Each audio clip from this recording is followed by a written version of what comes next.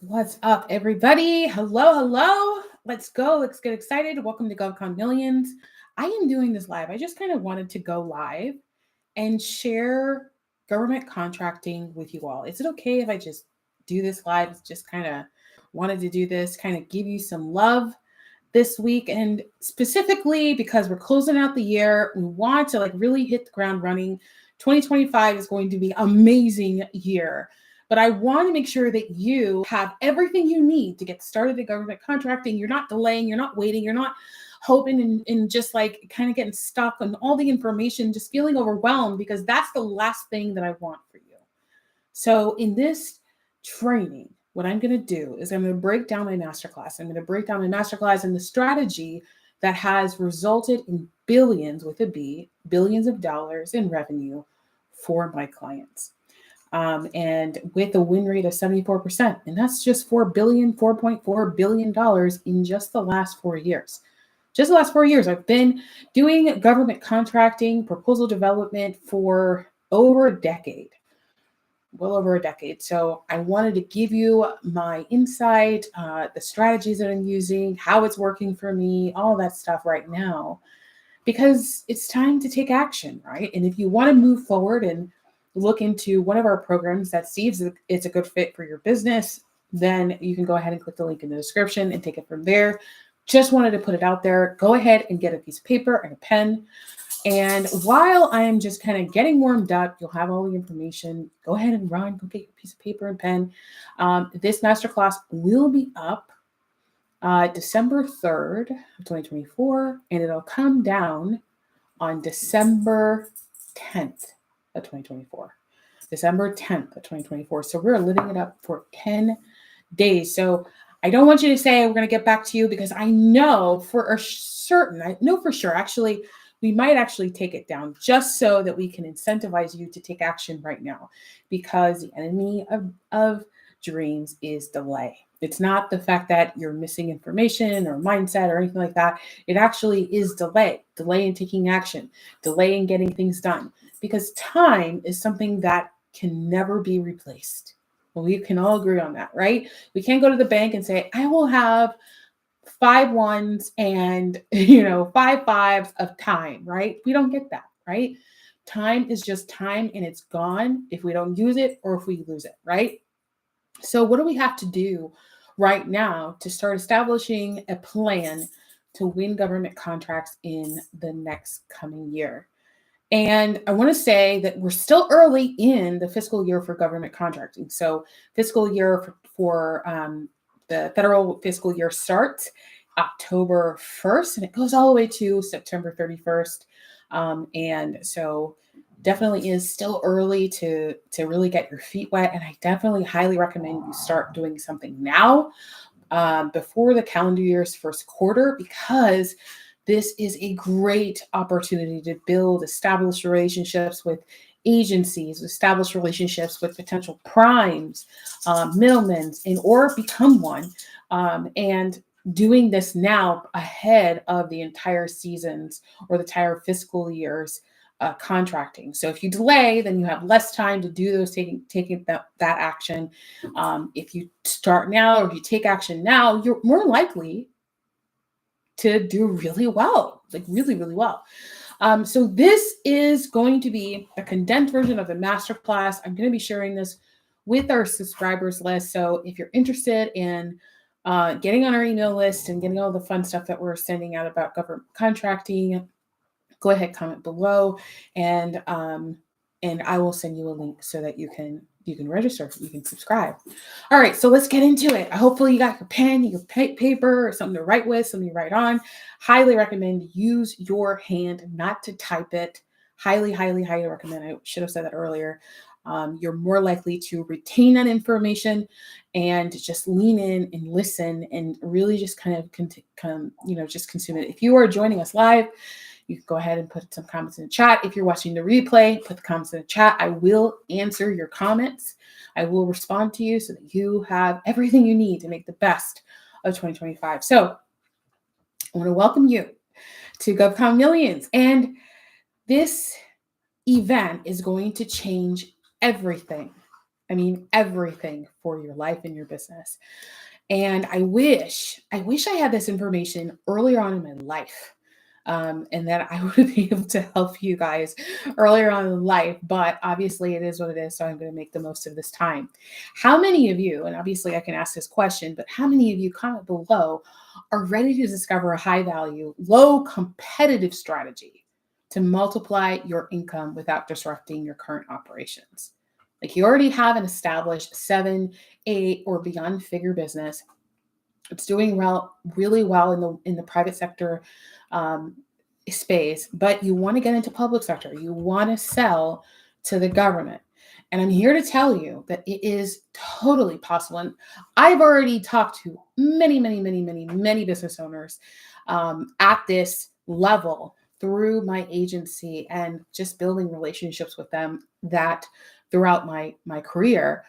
And this is the number one concern that they say that they have about doing government contracts. Is it expensive? And is it going to impact my current operations? And I'm going to start with the second question, and I'm going to circle back on the first, because the first question is actually, it's going to be answered differently. But the second question is it going to impact your operations? It doesn't have to. It can, it doesn't have to. In fact, the strategy that I'm going to share with you today does not impact your current operations. You can continue to do business as you are doing it right now. And I'll show you how you can add government contracting to your existing business and do really well, really, really well, just like many of my clients do. Now, going back to the first question, is this going to be expensive? Well, it doesn't have to be. Same answer. Why is it going to be the same answer? I'm going to tell you right now. So when you are more strategic, in fact, it's the SAM.gov actually reported that businesses that do not create a strategy and a plan are more than likely to spend 300 times more to submit on a government proposal than those who actually plan and strategize.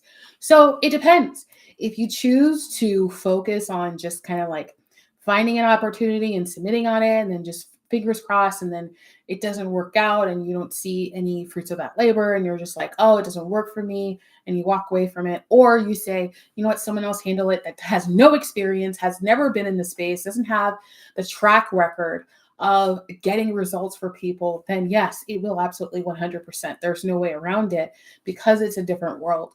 You need someone who is experienced in that world. It's kind of like, you ever seen the movie Guardians of the Galaxy, right? Like, every character is from a different land, and they talk about their lands and the way that they're upgrading, and they kind of do flashbacks of that. And every single one has a different way of understanding their culture, their experience in life. But here's the thing. They're all aliens to each other's environments, right? They're all aliens. So, one character would never be on planet Earth, right? Like, it would just never be on planet Earth. But this is what it means to have an expert who understands that world. Government contracting is a different world, and you need an expert in order to keep your costs low so that you can increase your profit margins exponentially. That really does play off in terms of ROI, margins, etc. You're not having to it's a fatty, when some of our clients earlier on in my agency, we would attract a lot of businesses who were struggling to win contracts. And the reason why they were struggling to win contracts is because they just did what I just shared with you. They were just submitting and copy and pasting exactly what they had in their previous submittals. And they're just like, why? Well, the competitors changed. Shouldn't we win? Like, it looks great. We look great on paper. Shouldn't this be like a shoo-in? And that's where my team and I came in and completely re-engineered everything for them. Was completely done for you, and presented them with a final master proposal that they could use. Anyway, so they took that proposal, they submitted that guy, and they won the contract. And you know what? Here's the results. This is really what changed. When they looked at the scoring, when we all sat down and did a postmortem and looked at the scoring compared to what it was last year and what it was this year, or that time between the year before and the year after, and what they were seeing was like crazy numbers. It didn't even make sense. I mean, just sections that were exactly the same, except we made modifications to the language. We emphasized what the problems, the pain points the buyer had, the client, the agency had. And we took out some things about our client, and they were upset. They were really upset when we were creating the proposal. They're like, that's really important. And I said, why is it important? Why does a client care that you are ranked high in employee ranking? It's like, that's great. That's really awesome, but it doesn't need to take a full page, right? So there's things that we can do to make modifications to focus more on what the clients need, the federal, state, and local government clients need, and less about us. Because as long as we're answering their questions and, providing our expertise in a succinct way, this is not like let's go and chat and just like go for miles long, copy and paste that and you're done, right? This is a little strategic. And yes, you can use AI. Yes, you can use, I highly recommend Claude instead of ChatGPT for proposals, but you use them with thought and strategy, right? It's just thoughtful human thought and strategy.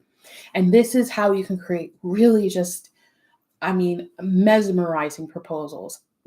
Just amazing responses and messages. Anyway, so we did that.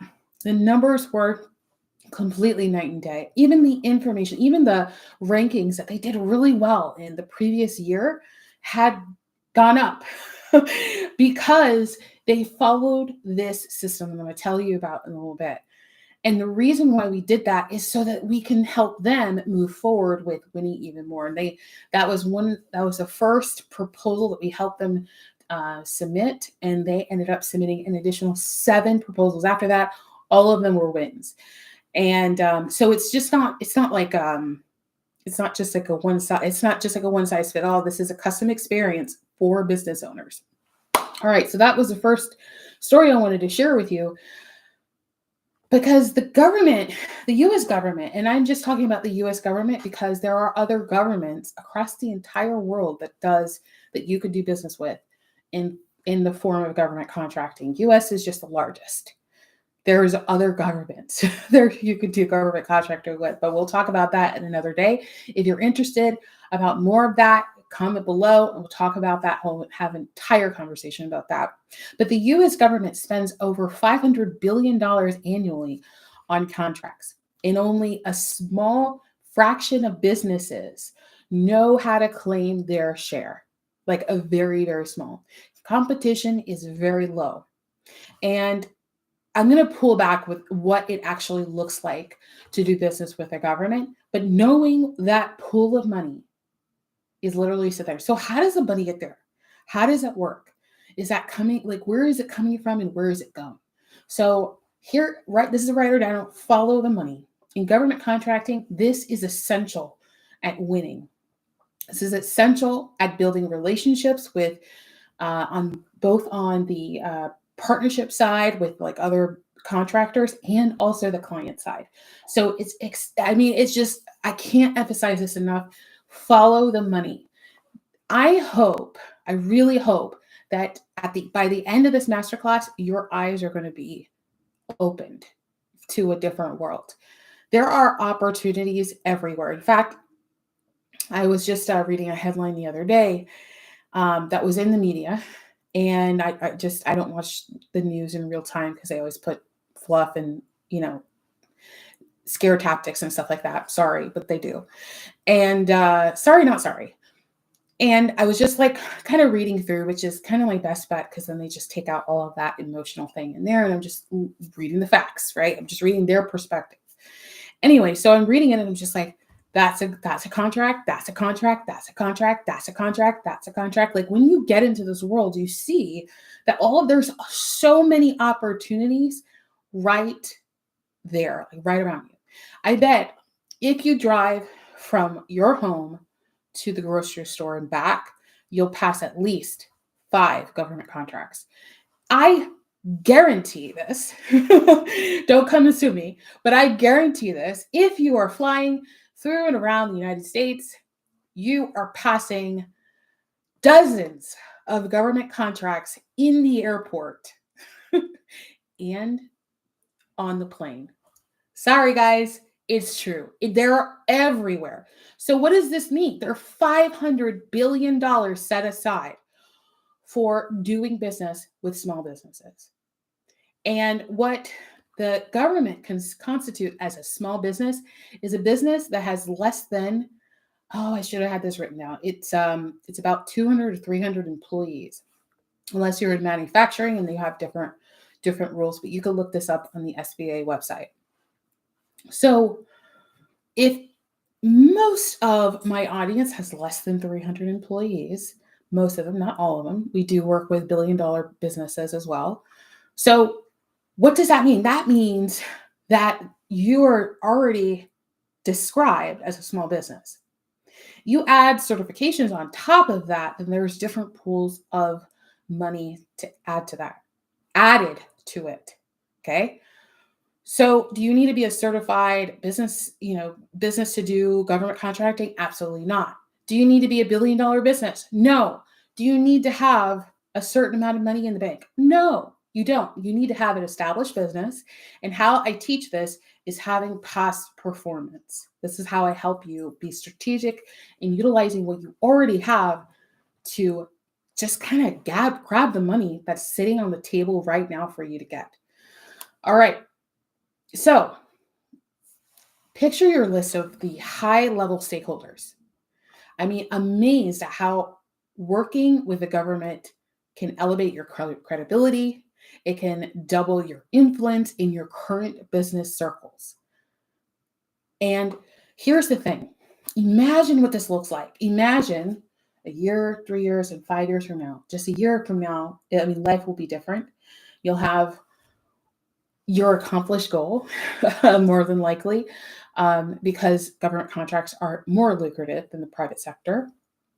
And so that's one. Two, well, you have more time because now the activities that you might be doing, you can now delegate to someone else, and now you can build out your business the way that you desire to.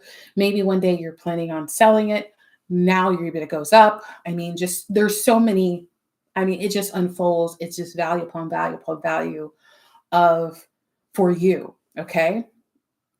And so imagine what that looks like when you're on the other side of this, from watching this video to actually winning government contracts. How would that feel when you start winning government contracts? It changes the game. It changes the game for your existing business because now you're strategic about things. Now you're systematized, right? You're already doing that now, but now you can just kind of season your existing relationships with government clients. That elevates your authority and makes you stand out from your competition, elevating your authority from where you are right now. And I mean, it'll just attract buyers to you, both on the private sector and the public sector. So I'm going to also share with you a couple of things that government contracting does as well. It helps you have recurring, reliable, significant revenue streams. So private sector right now is great. Money is good. You build this established business. It's amazing.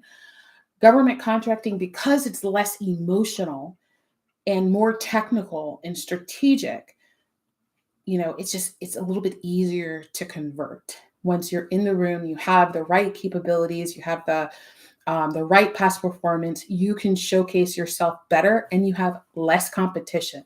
It feels like heaven, right? Like it just feels so good. Why are you not doing it? The reason why most businesses aren't doing it is because they don't know about it, or they're afraid of the bureaucracy, the red tape, all of the extra information that is kind of just like floating around the internet and in rooms, and an entirely different dictionary, terminology, language, everything. But I'm really good at this one thing. simplifying government contracting, simplifying the complicated in government contracting, because at the end of the day, it really is very easy. In fact, I created a graphic to show you how in the customer journey, where things happen within government contracting versus in private sector. And it's lined up perfectly. It is lined up perfectly. So if you're ever concerned, well, this is going to be different. I'm not sure if I should do this. I don't know if I can do this. It's going to be a lot of time. I've got something for you. I'll share with you a little later. Answers all of that. So what I'm going to do today, I'm just going to reveal to you this system. This is going a little bit deeper than I have in past masterclasses because I want to make sure you get this information. So let's go. So my system is called the GovCon sales strategy. And the reason why I created it is because I was working in corporate. I was working in corporate for a really long time. I was submitting hundreds of proposals for government contracts. Some were six figures, very, very few were six figures, and majority of them were hundreds, $1 million to hundreds of millions of dollars worth valued.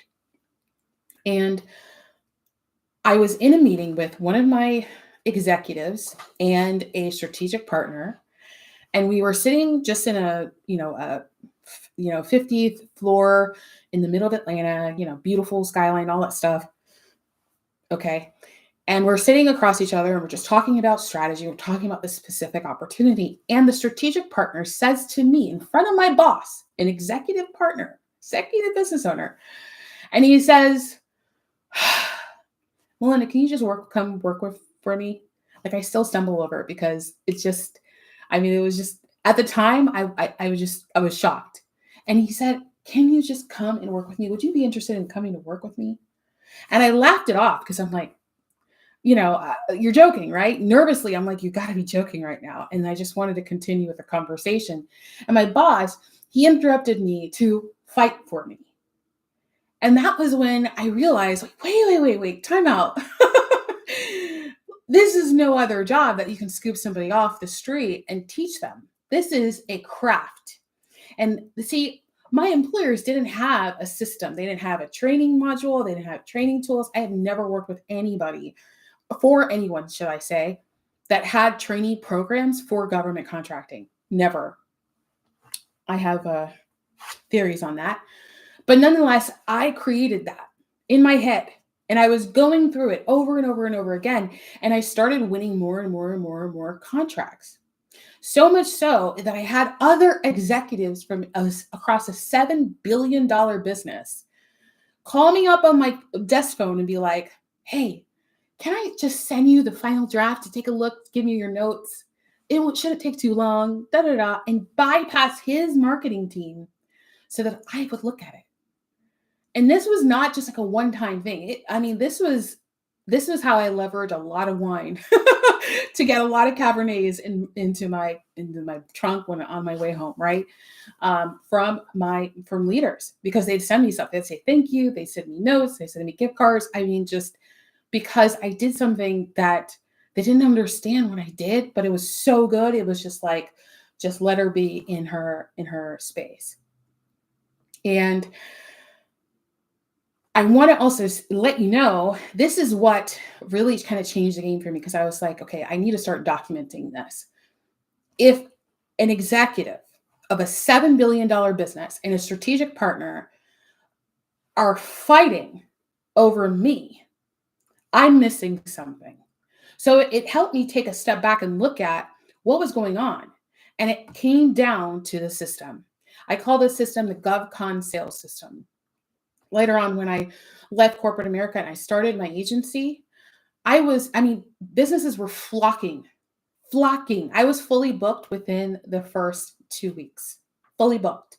And I hit my six-figure goal within a couple months because people just found out I was on my own and they were just like, oh, yes, we need her, because they could validate hiring me now because I knew that I can win them millions of dollars for a fraction of the cost. And when I started creating this strategy, I started documenting and really like kind of going into the details. and over again, I'm winning through my agency. I'm shocked because it wasn't billion-dollar businesses I was working for anymore. They were six figures, seven-figure businesses, eight-figure businesses, and they were winning multiple times in a very short period of time. One of our clients, Aparna, she won a seven-figure contract. It was a little over $1 million contract, and within 2 weeks, like it was done. She was a six-figure business owner. She won $1 million contract. Imagine if whatever your business plan goal is, your revenue goal is for 2025, imagine if just one contract would be valued at that number. If it's $1 million, if it's 10 million, if it's 25 million, it's 100 million, is it 250 million, if it's even $1 billion. One of our clients, we helped them craft an entire proposal and interview plan for a $1 billion contract that they won, by the way. And it came down to strategy. So what I'm going to share with you is very, very valuable. This is one of the reasons why I don't share too much of it, but I said, you know what? It's the holidays. I feel like in the giving mode.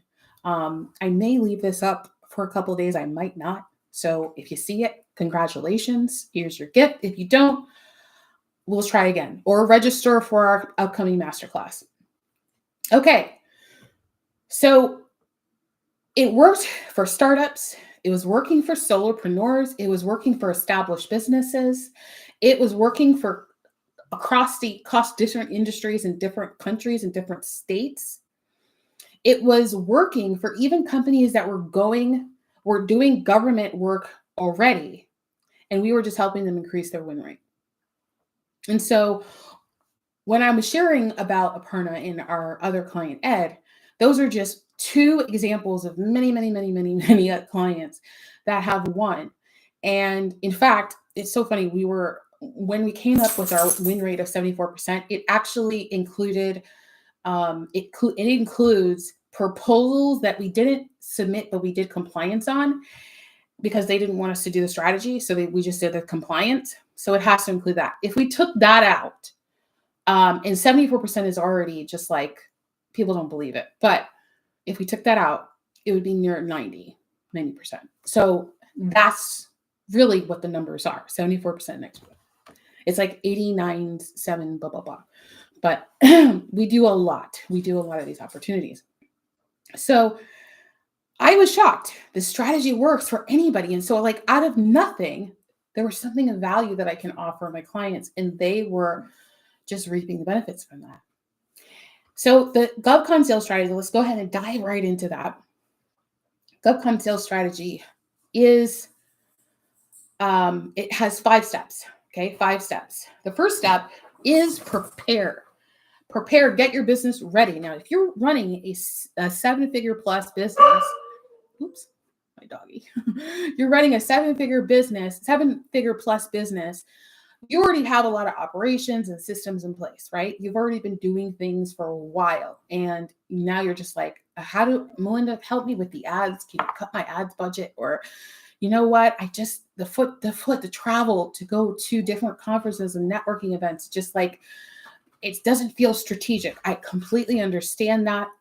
Definitely challenges that we've seen other clients have.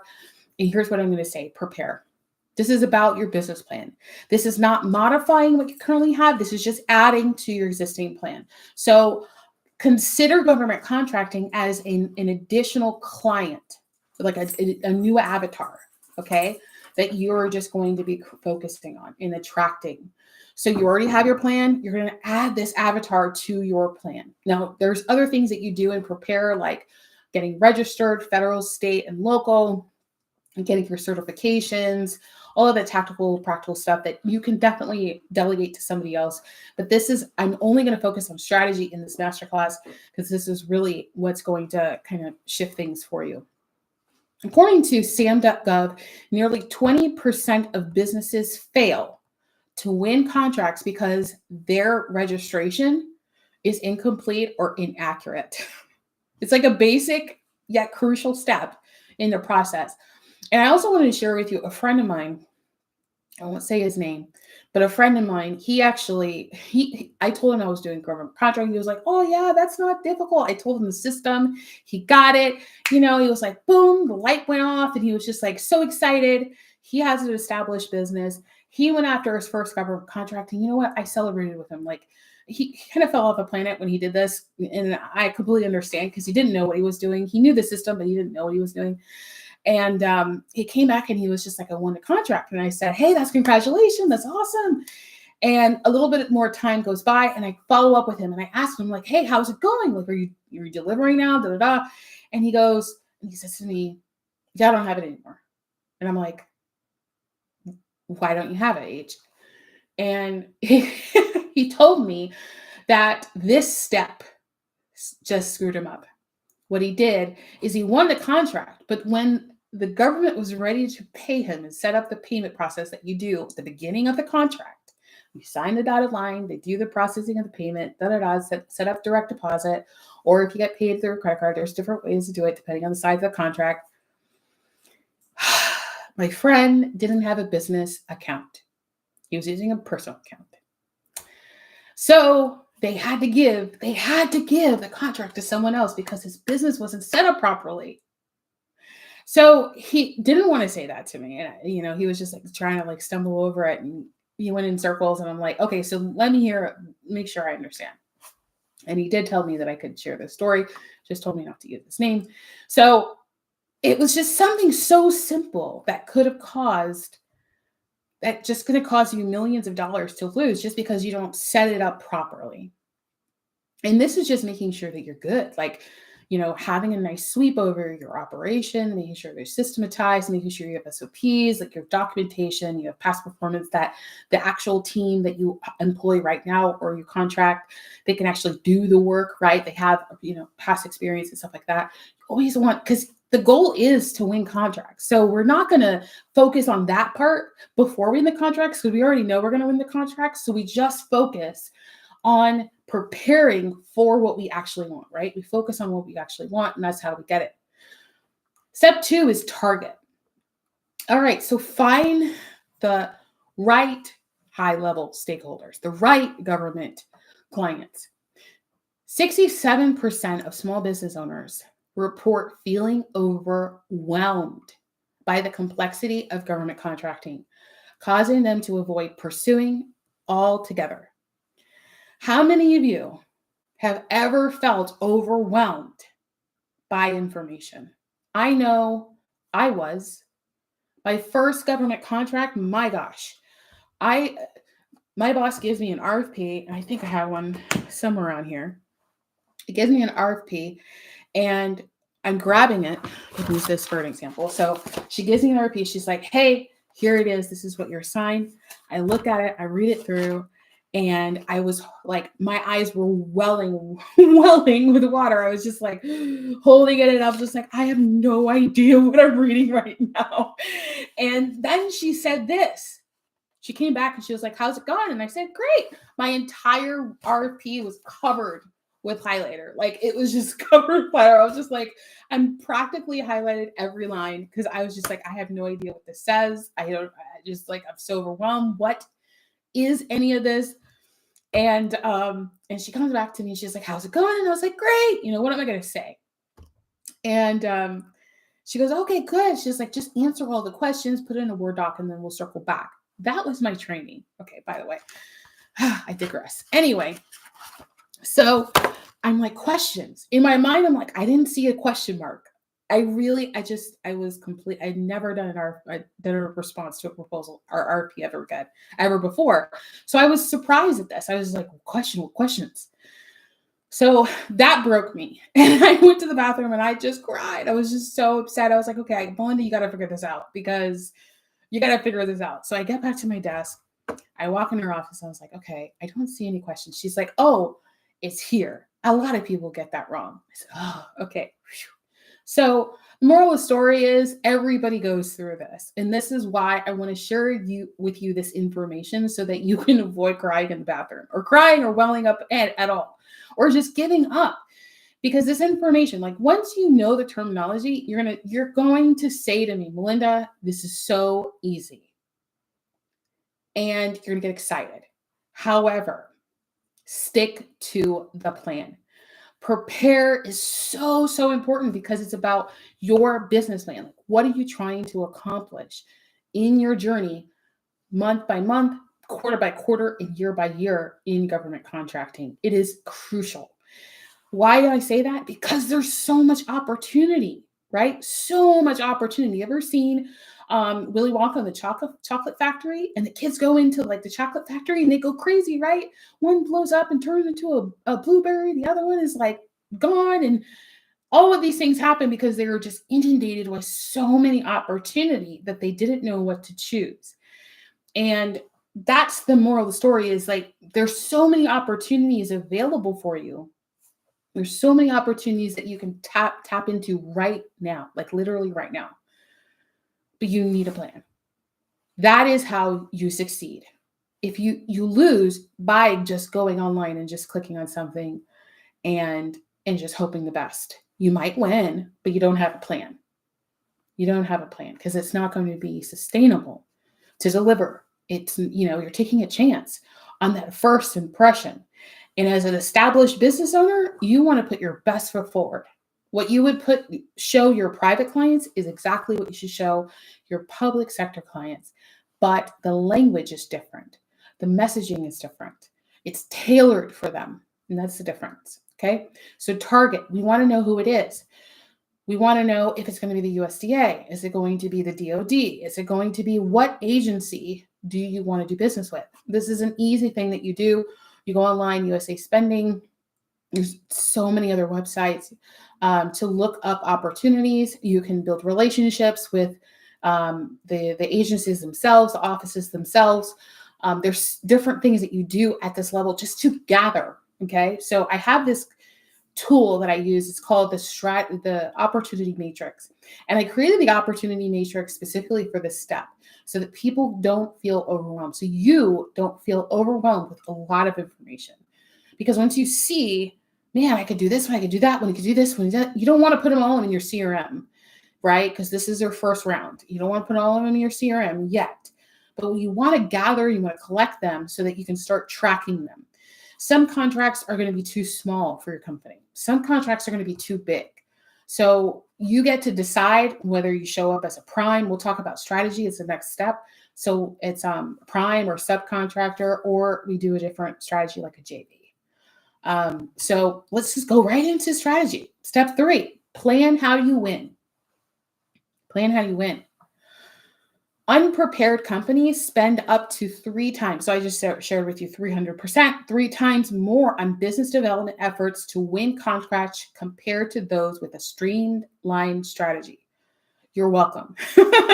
When you have the strategy and you use the strategy and you apply it to your business, when, not if, when you start winning multiple $1-million contracts and even position your business and potentially your JV partners, whomever, for billion-dollar contracts, you'll be thanking me. Okay. Step number 4, send winning proposals. So let's talk about it. Okay. Studies show that over 50% of rejected proposals are disqualified for technical reasons alone, such as failing to meet formatting, compliance, or scope requirements. Formatting, aka the right font. Some clients are very particular about the font size, the leading, like this, the spacing in between each line, the font, the type of font itself. Some like Arial, some like Times New Roman. Some don't say anything, and you get to kind of go ham on it. Margins. You got like limited pages. And you think to yourself, I don't need margins. It's digital. It's a digital PDF. Like, why do they need margins for? To print. So like, you want to make sure to follow the directions in the RFP and on the bidding website, and just like follow it to the T. You don't want to stray away from that at all, because it'll impact compliance. So submitting proposals, I was talking to a gentleman a few weeks ago, and we were talking about my program, $1 million contracts. And it's a 2-day program event where business owners can come learn all the strategies and we do the entire master proposal for them. And at the end, we just give them the master proposal and they can do whatever they'd like with it. Okay. When you start winning proposals, it's going to be tied to the proposal use, or winning contracts is going to be tied to proposals that you're submitting. And I have been manually writing proposals for over a decade. And then AI came and the clouds opened up, the sun shined on my forehead, and I was like, this is amazing. Thank you, Jesus. AI is great. It is an amazing tool. However, it is not human. So we want to make sure that it's speaking our language, is speaking, our language, our tone of voice, our messaging, using our language, and also answering the questions properly with compliance, but then also strategic knowledge. So those are things that we do during strategy. We create a strategy, a must-win plan. We go through specifically that opportunity. We look at and do our due diligence and learn and research about the client and their plans and their missions and initiatives and all of those things. We do all of that before we get to proposal because it'll save you a ton of time. Before, my agency was putting together proposals and it took nearly a week. Now it takes nearly a couple days, if that. And we still have senior copywriters that are going through and just like cleaning, to like fine tuning it and making sure that it's polished so that it's not using just overused words like discover or unlock, delve, words like AI that loves to use. So that's really important. I was having coffee with a friend of mine who's also in the government contracting space. And she said to me that one of her clients had submitted a proposal and it was rejected. And when he called her up and was like, this got rejected. What happened? Like, what did you do? Blah, blah, blah. And it just fell in that my friend had completely customized the messaging herself. And the client didn't like it because it didn't talk about them enough. And they copied all the copy from the proposal and pasted it into ChatGPT, and then copied what ChatGPT wrote and pasted it back into the proposal and submitted that. Just completely overwritten what he had just paid for. And it got thrown out. And the reason why it got thrown out, because I suggested he needs to do a debrief and find out what's going on, is that she said that the client said, that I actually know. So the client said, she said, I can tell that this was not written by someone. I can tell that they just copied and pasted this. The quality of your proposal matters. Now, can you use AI? Absolutely. Have fun. Just do it all you want, as much as you want. But just make sure that it is authentic to you, right? You just want to make sure to clean that up. Now, number 5, the last step is track. Improve your strategy. Track. What does that mean? It's like go back and do your due diligence, reach out. Every single proposal that you submit or bid that you submit, you want to follow through. You want to see when you want it, why you want it, and when you lose, why you lose. Because you're going to have you're going to have this law of duality. You're going to have a few losses, right? So you're going to have losses and you're going to have a lot of wins. So what you want to do is see what the client, every single agency, every client that we selected during target, that's step 2, every single client said that they did and they didn't like. What do they like? What do they not like, right?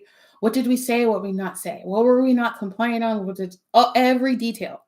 This is something that you can follow up with a debrief, depending on the size of the contract. You can look at your scoring sheet. You can request copies of, submittals that, whether they're bids or proposals, like all those that submitted after contract award, after the advertisement is closed. You can request that and look and see, because that is the gem. That is the gold line. You might be thinking to yourself, like, I have no idea how to respond to that question. Now, I'm not telling you to copy. You want to model it. Don't go out there and copy because word for word, because that's not okay. But in the approach or the description or what they say about their company, what makes them stand out, their value proposition, differentiation, now you're broadening your strategy and being really, really, really just detail oriented, doing your due diligence, and that's going to help you enhance your winnings, right? Your ability to be awarded contracts in the future. And the great thing about contracts is most of them, the majority of them, repeat. They repeat. So they're either going to repeat quarterly, yearly, every 3 to 5 years, different, depends on the term. But most of them do repeat because it's based off the budget they've allocated. You can look that up, what the 2024-25 budget is, and see what the terms are. And because you did your opportunity matrix during the target stage, which is step 2, you already know this. So you're going to be ahead of the game. What's in your opportunity matrix is you're going to include things that are closed, open, awarded, pending award, everything, like just everything that's related to or similar to what your scope of services are. And that's a whole different conversation. If you'd like me to talk about that separately, I can. But that's the nutshell. I want to share with you a story about Michael. Michael had always been the kind of entrepreneur who thrived on doing things his own way. He built his company from the ground up. Kudos to him. He's amazing. Starting with a small team and a small service offering. His approach was direct, focused, and relentlessly hands-on. For years, this strategy worked. His business grew steadily. Clients kept coming back and became well known in his industry. But as his company expanded, Michael faced a new challenge. He wanted more. He wanted bigger projects, more revenue, and a stable long-term income stream. He began to realize that the traditional methods of acquiring high-level stakeholders, networking, referrals, and word of mouth weren't going to get him to the scale he had envisioned. Even though paid ads was working for him, other ways of getting business was working for him, he questioned whether there was a better way to retain the majority of his profit. And he needed something more. Then that's when he learned about government contracting. And at first, the idea seemed intimidating. Government contracts were often large, complex, and required a different kind of approach. But Michael, ever the risk taker, decided to dive right in headfirst. He believed that his experience and hard work would be enough to make it happen. And just like they had in the past, what would change? So he submitted his first proposal all by himself. He was so excited. He submitted it and it failed. So he submitted again and again. And each time he faced rejection. He was so frustrated. I built a successful business, he said.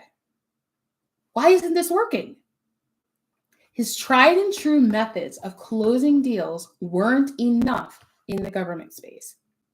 The standard sales techniques that had worked for him in the private sector were just not cutting it.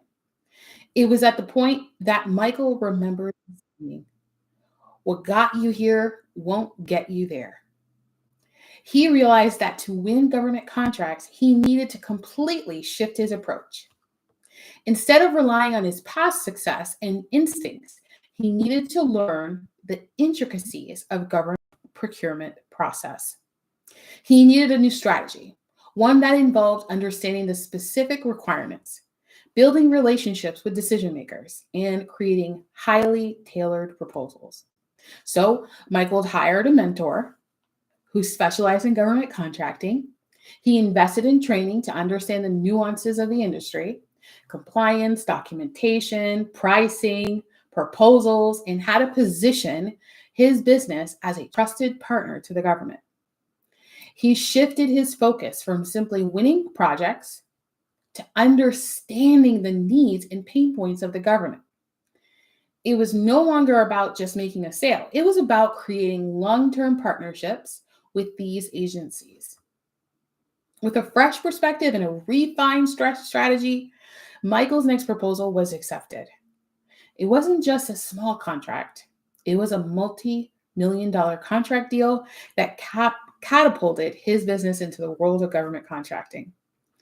In the years that followed, he won even more contracts, building lasting relationships with government clients and scaled his business to the next level, far past he ever imagined. Now, the lesson is clear here. What got him here, his past success, his traditional sales methods, could not get him to the next level. But by adapting, evolving, and embracing new strategies, he unlocked a whole new world of opportunity. So I'm going to ask you guys this, and you comment below. If we were having this discussion 3 years from today, and you were looking back over the 3 years, what has to happen in your life, both personally and professionally, for you to feel happy with your progress? Like really happy.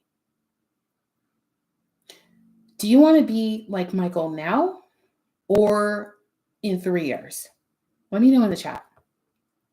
Because when Michael started his government contracting journey, he was unknown in the government. He didn't know that years from now, he would be stacking millions of dollars in contracts in a single year, equal to a previous year's revenue. What if right now you had no idea what was in store for you a year from now, 5 years from now? And if you made the right moves, if you made the right decisions, just like how I didn't know a year from this moment, I would be helping business owners that are established, hit the $1 million mark and beyond, win billions, billions, billions of dollars in contracts.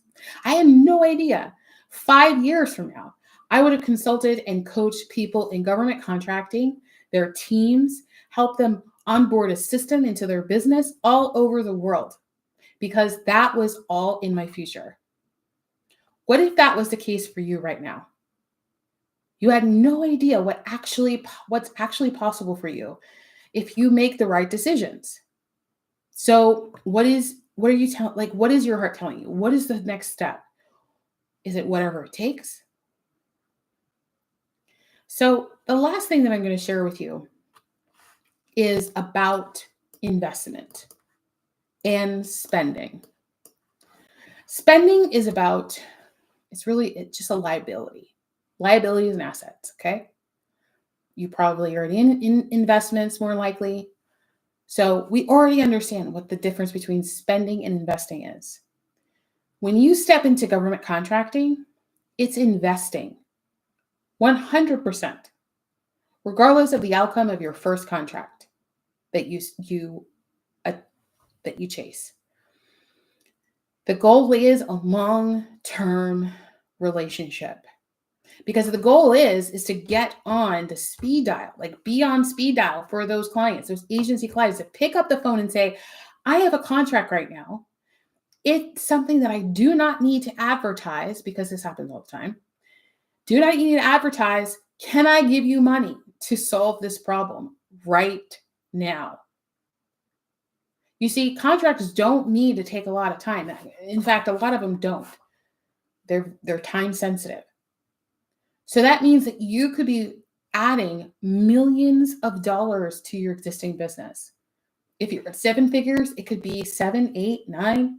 If you're at 10 figures, it could, exponential. On average, they're anywhere between $1 million and about $100 million, just in that range. It's a big range, but it's in the millions. That's why it's called GovCon Millions. So what are you going to do next? Are you going to think about this and then come back to it? Or are you going to take action now and really leverage the time you have right now to take action? Because if you delay, what's going to happen? You're going to get distracted by something, another shiny object, or lost your mind, or I'll get to that later, I've been so busy, etc., just click the link in the description, book a call right now, and it's done. And it's done. And you took 30 seconds towards winning millions of dollars, adding millions of dollars to your existing business. Not only your team will be happy because they're not going to be worried, right, about just relying on private sector. They're going to be so excited. Clients, your existing clients are going to be excited too, because now they can say that they work with you, that you solve their problem, like you solve the government's problem. Like, talk about authority builder, status builder. Let's go. So click the link down below. All right, awesome. I got 4 minutes left, and I just wanted to share that with you. I hope that this is really helpful to you. Now, if you got to this point, I'm going to gift you something, some really action-taking steps. And I'm going to do it in less than three minutes because I'm that good. All right, so what you're going to do is you're going to go to usaspending.gov. And then when you go to usaspending.gov, you're going to look up your NAICS code. If you don't already know what your NAICS code is, you can go to NAICS. You can actually just Google that. It'll take you to the NAICS Hub. It's a U.S. Census Bureau website. You can just look it right up. Go there, find your NAICS code. You might find a couple of them. Look up the first 3 NAICS codes that are relevant to you. Do not go down the rabbit hole. We're just starting out, okay? There's a lot more opportunities there, but we just want to get our feet wet. Go back to USA Spending. Take a look at the contracts that are available to you. Now, this is an easy way to do that, but you can also populate your opportunity matrix by going to another website. And when you come to either USA Spending and the other website that I completely forgot at the top of right now, it's DBPS. They're DBPS. It's a database, and it just lists all of the contracts that have ever been awarded ever in the entire history, including the scope of work, the award value, and the incumbent or the person that or the company that currently owns that. Take that information, and you're going to do 2 things. You're going to put it into your opportunity matrix. If you want an opportunity matrix, put the link, book a call, and we'll talk about you getting access to all the tools and resources. But you'll put it into your opportunity matrix, and then you'll start to build out your strategy. So this is the track step. Now we're going to move on to strategy. Strategy is all about alignment. So you want to make sure that you're aligned to deliver on the scope of work that they are already saying that they need. Down to the details, my friend. And it's not just what the government says they need, it's also what your competitors are delivering. So go back to your competitor's site. This is really important. This is something that I don't hear many people talk about. Go back to your competitor's site and look up your competitors. Now, do not look at it as a consumer. Or as a competitor. Do not look at it as a consumer. Don't look at it as like, oh man, they're so much better than me, or just eliminate all of that emotion. It doesn't really matter. What you're looking for is what they deliver to the government and how long they've been doing that. That is what's important. You want to also ask for a copy of their proposal or their bid. This is something that you can request from the agency's office.